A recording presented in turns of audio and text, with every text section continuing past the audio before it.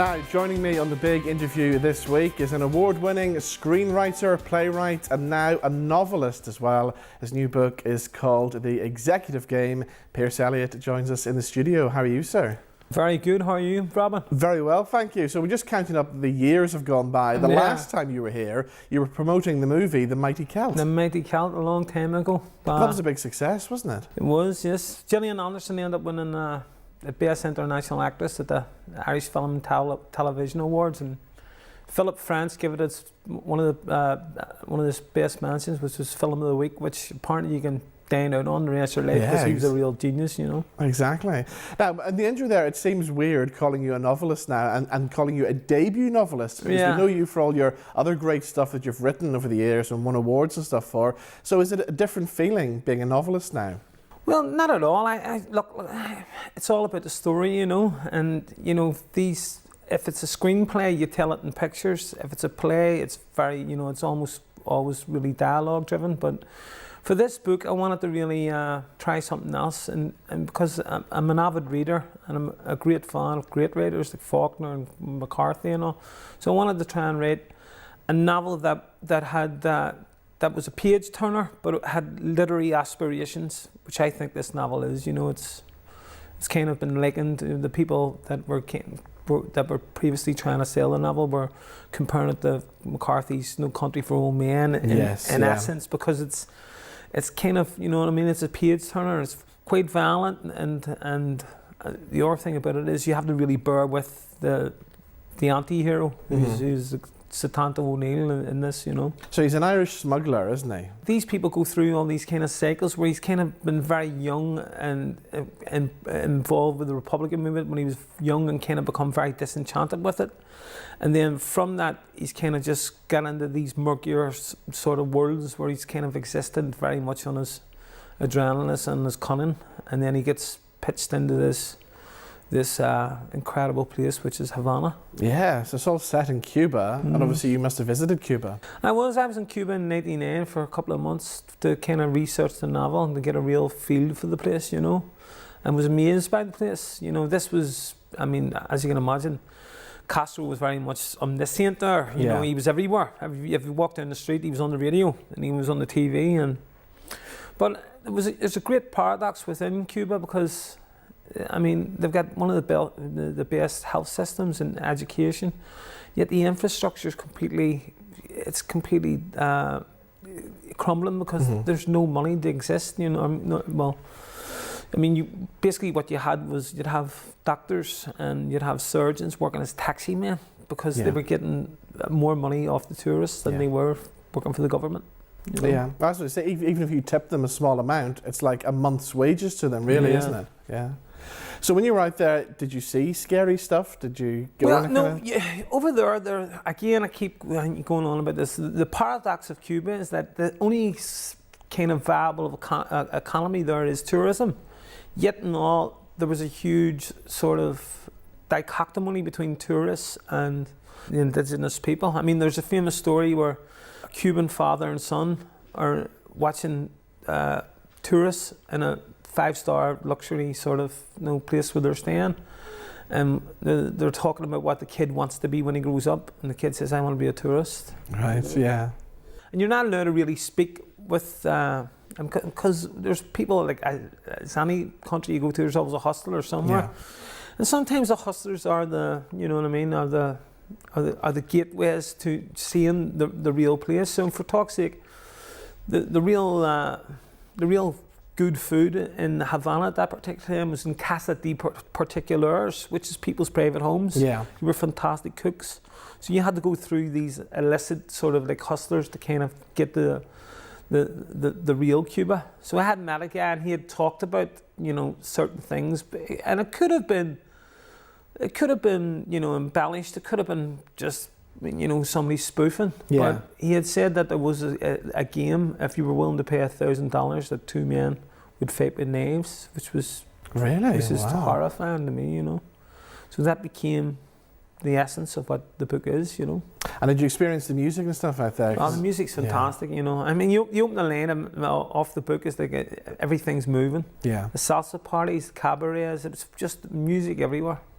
And it's crazy because the people are so talented. I mean, you'd be sitting we went to this jazz cafe called Cafe Guarto, and we were in it, and so you're sitting, sometimes people, at that particular time, the government would have rewarded people with coupons so they could attend this. So that's where you would kind of mingle with, the Cubans.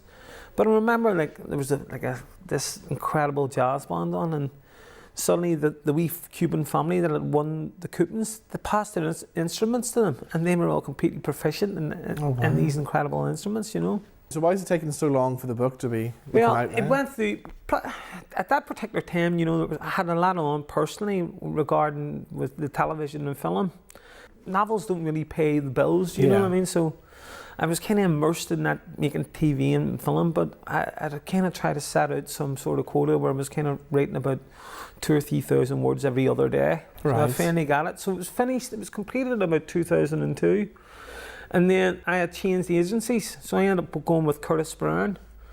And what happened then, there was, Felicity Blunt, who's Emily Blunt's sister, she's one of the head honchos in there. She loves this book.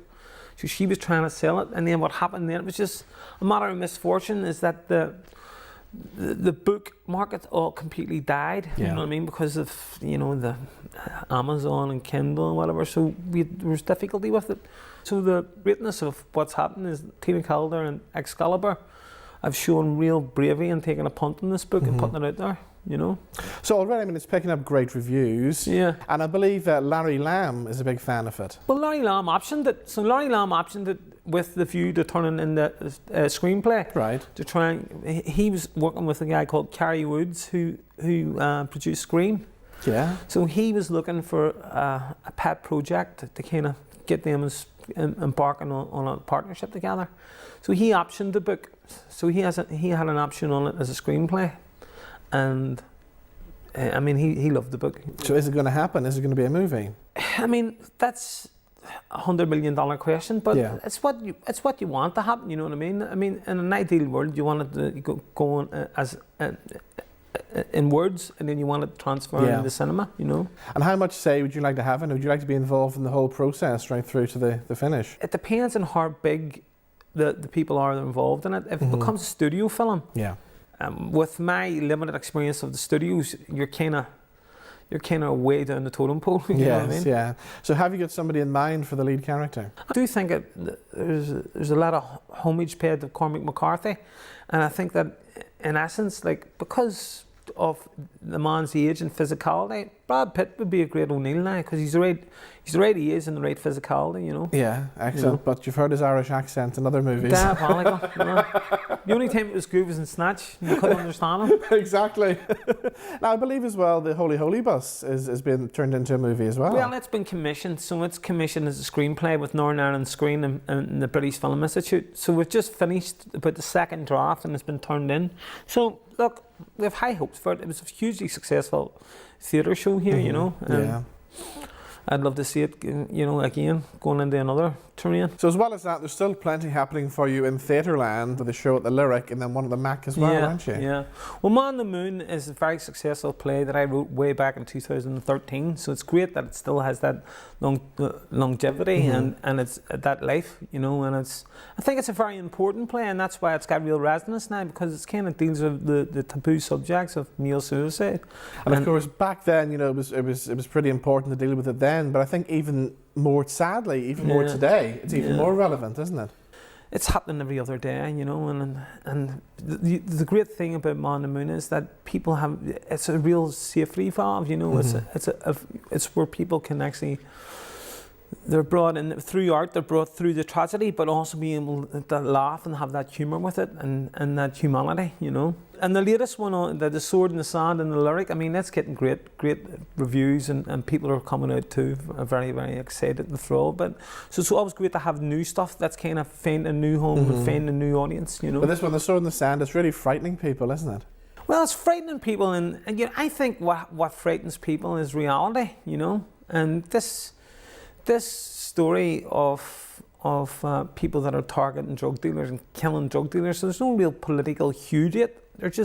They're basically just preying on people that can't go to the cops, that that have large amounts of cash. So it's all right if you pay them. Do you know what I mean? But in reality, that's it. And plus, we've got the big universal story of it, which is a refugee living in West Belfast, and he thinks he's escaped this, this terrible diaspora where he comes from, and then he's ended up embroiled in another sort of jackpot. So do all these stories, how do they come about? Is it all about people you meet in West Belfast, or people you've known over the years? Robin, it can be anybody. It can be a person anyway, or it can be a snippet in a newspaper that just sparks a muse. It can be anything. This particular The Sword in the Sand was kind of based on actually that little Turkish child that drowned, and I kind of ignited trying to work out that backstory. Yeah. And what about the writing process? Do you kind of go away and lock yourself away for a while and write, or do you write kind of bits every day, or how does it work? To be honest with you, I kind of write in big, prolific bursts. So the one thing that kind of really stands by me is that if I put one letter on a page, I won't stop unless it's finished. There's something relevant there. There's something, whether it be a book, play, film, that you have something that exists instead of just a folly in your head. And it seems everything you write gets commissioned, gets put on in theatre and stuff, but is there stuff you've written that nobody's ever seen yet? Well, to be honest with you, that's not really true, but I mean, there is stuff there, but I think within this realm, within the North and Belfast, like, if I write a play, there's an audience that follows my plays, and the other thing is that I do believe I can get a home for most plays. Do you know what I mean? Although I have one play, but it's ironic is that nobody really picked up on it because it was a real terrifying play. It was set in an old hunting lodge, and it was about the devil and three guys who had been through the tumult of the 70s. And funny enough, Pittsburgh's theatre actually picked that play up, and I was in Pittsburgh 3 weeks ago to kind of do a workshop with it. That would be the only play not being done in the North here. And of course, the arts cuts and stuff here as well must affect even playwrights as well. Well, look, this is the ripple effect on everybody.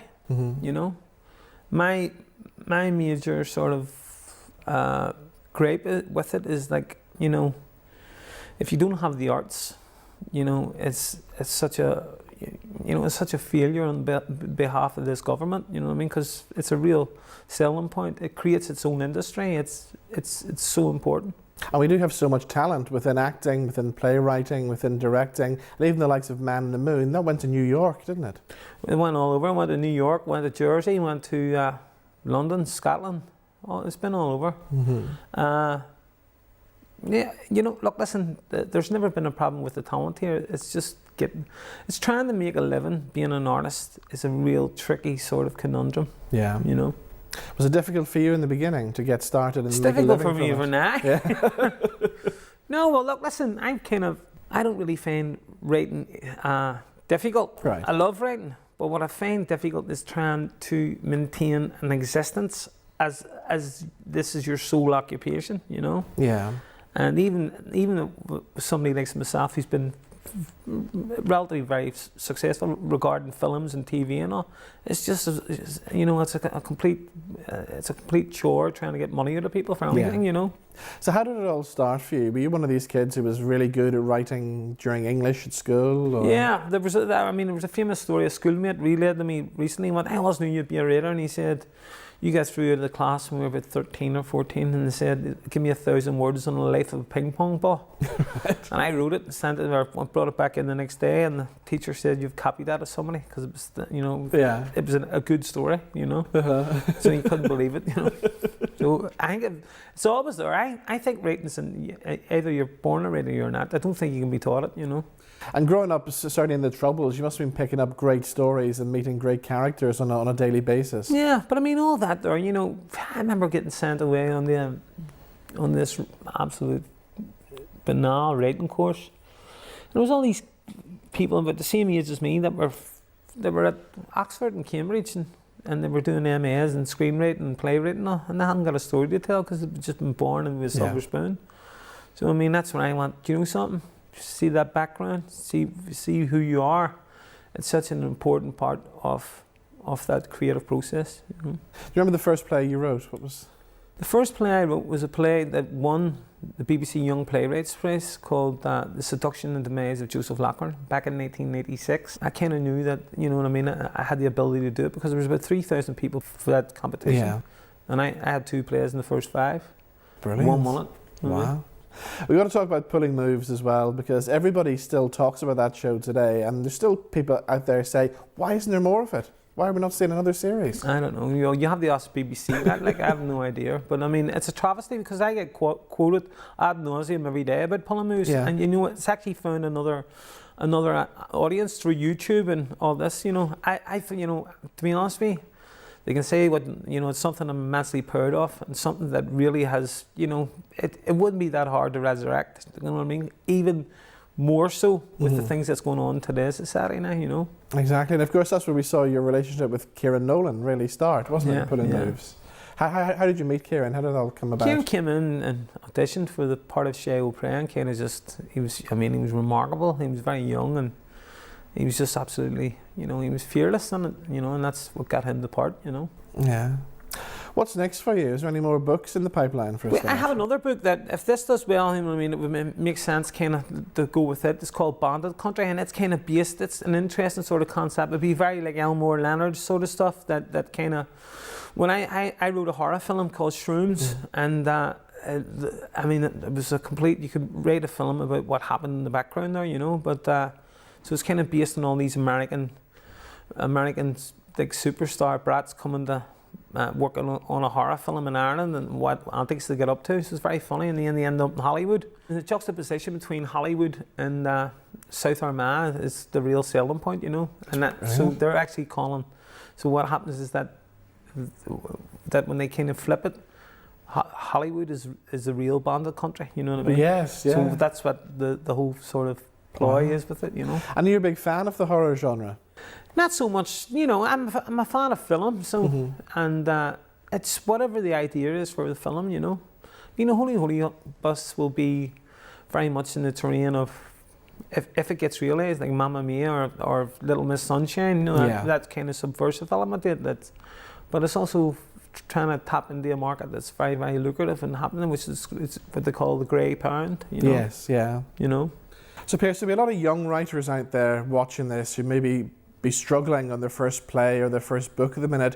How do you structure your work? Do you start off with an idea for the ending, or how does it work? How does the whole structure work? Well, it depends on what it is. So for instance, if you're embarking on writing a novel, my kind of suggestion would be trying to aim for 2,000 words a day.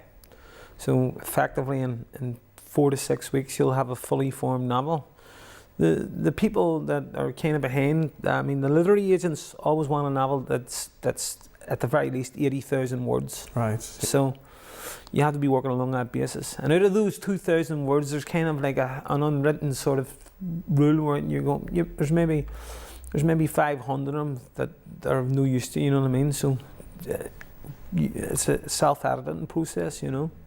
What about character development? Because I know people kind of struggle with kind of the backstories of a character and how to get that in the novel. How do you deal with that? For me, it's like it's very important that when you kind of the origin of something is that you know who you're talking about. So I would personally create a biog of the person, the fictitious person, so I can almost kind of go back and go through that. So what the person is, where they're born, what's the significant bullet points in that character's life, you know.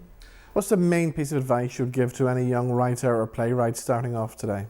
To finish it, you know. There's so many people go, I've got a great idea for a book, play, film, whatever, and never put one word to page. Yeah. And to be brave about that, you know, and don't be worrying about, you know, people get so kind of consumed by what I think is the real peccadilloes of writing, which is, what way do you format it, you know? Well, I mean, that to me is completely futile, you know. Don't be worrying about it. I mean, there's a software package called Final Draft that more or less writes it for you, you know. The real thing for it is, if I put one word to page, I won't stop, good, bad or indifferent, until it's finished. And that's the real sort of. And do you let people read your work before it goes off the agent? You let them read chapters, but before that, you let ordinary... No. No, why, you know? Just to get a view, or... For me, it's, you know, if you have a good agent, that's her job, you know? If you give it to somebody that's not in the game, you know, you can't give it to another writer. It's a conflict of interest immediately, you know? You want to give it to somebody that's honest, and you want to give it to somebody that knows what they're on about, you know what I mean? What about the process of actually getting an agent, getting in touch with an agent? How would a person go about doing that? Well, what happened with me was I was kind of mentored by Troy Candy Martin, who wrote The Italian Job and Kelly's Heroes and all. So he loved my writing, so he had recommended me to his agent. Right. And that's who my present agent is now. I'm with her now since 1989. I left, I got kind of bamboozled by the big lights and joined the big agency, Curtis Brown, and then kind of get very disenchanted with Curtis Brown, because simply you're a part of something that there's 100 people and there's 100 of you know what I mean? And there was no personal touch there, you know. You're part of a machine, essentially, aren't you? Yeah, like working in a factory, you know. Yeah. There's 100 of them, so you know. Whereas my agent has been with me that length of time. You know, she's straight, and she would ring you and ask you how you are. You know what I mean? And do young people come to you for advice? Not so much, to be honest with you. There's a lot of people who want to write, you know what I mean? You can't, but listen, you can't, as I say, I think you're either born a writer or you're not. You know, you can't be taught it, you know? Yeah. So a lot of people come to me, I've got an idea for this, now would you go? And I go, are you sure? You sure? Because they don't really realise that I'm very strict on myself regarding scripts and plays, that it doesn't go out unless it's been, you know, there's never a first draft, ever. There's been maybe 15, 20 drafts and revisions before it goes anywhere. And I'm sure it's bulletproof, you know what I mean? And is that a very difficult process? Is that something that causes you lots of stress? No, not really. I never get stressed by it, but I mean, it's the process, you know? It's what it is, you know what I mean? Like building a house, you know what I mean? You have to start from the bottom up. So we spoke about some of your films, such as The Mighty Celt and the horror movie and stuff like that. Were you happy with the way those films turned out? I mean, they were all very successful films, you know what I mean? Man About Dog, up until a few years ago, was the second most successful independent Irish film ever. The Mighty Celt was very much critically acclaimed, and Shrooms was very commercially successful and kind of sold to 33 territories. Well, I'm very proud of them, you know what I mean? But like anything, I want it, you know, it's been so difficult to get something off the ground again.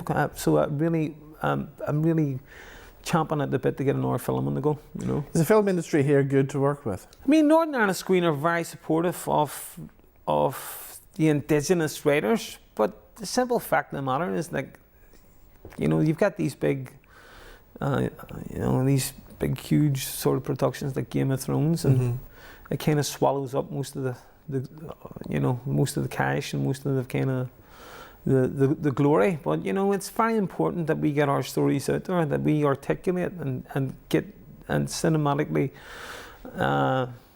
record what's going on here, you know. Are there any young writers out there who you've been keeping an eye on recently that we should be looking out for? See, to be honest with you, I don't know. You know, it's kind of, I don't really know any, you know.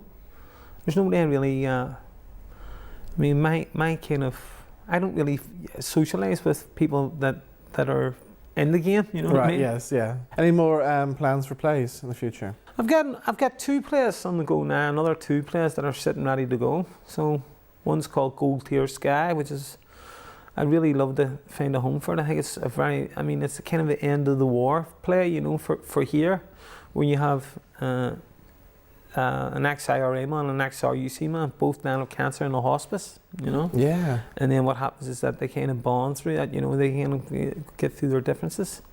And I have another 2 or 3 plays sitting ready to go, you know what I mean? All right, so The Executive Game is out now. Your first novel, was it nerve-wracking getting it out there? Well, no, as I say, because the process with it's been, you know, long. It's been a long drawn process, going from different agencies and different champions of the book. And I want themselves, you know, it's just fantastic that somebody gets to read it, you know what I mean? After there's been blood, sweat and tears and it's like, you know what I mean? Yeah.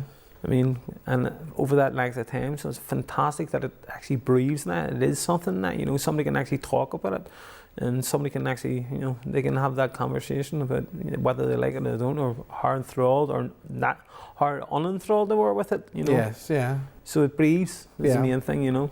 Well, so far the reviews have been great. Yeah, so far so good, you know. So they have. So the very best of luck with the book, and let's hope we get the film made very soon as well. Thank you very much. Thank you for joining us. Seeing you, Alan. Thank you. Thank you. Good morning.